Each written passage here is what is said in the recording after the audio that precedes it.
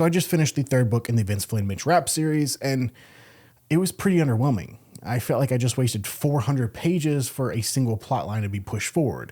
But I'll explain that in a minute. This book was very much trying to be a spy versus spy style book, which can be a fun genre when the two characters go at it, the best of the craft, battling out, but this wasn't that. As most political action thrillers go, it was the classic trope of high-level sitting politician is behind everything because if one incident goes right, it sets him up on a path to the presidency. But even with that trope, it felt like it had no real stakes in it.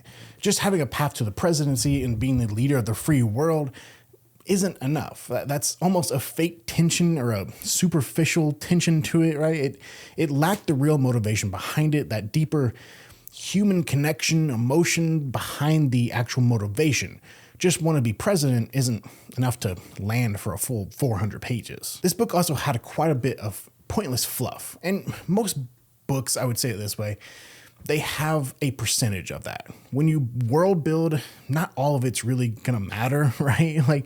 So you're gonna have sort of a percent. It could be 5% of the fluff. It could be 10%. It could be 1%. It doesn't really matter. But some of those details are just throwaway details. But unfortunately, for the world building that was in here, it felt like that fluff percentage was really high, like 40%, 50%. And for a book that's supposed to be spy versus spy, it felt like we spent a lot of time on other characters versus the main character of Mitch Rapp. And all those other pieces we spent time on reading didn't really pay off. Spending a full chapter on a side character story just for him to get dropped like a sack of potatoes in the climax felt pointless. And I will say this about the third Vince Flynn book.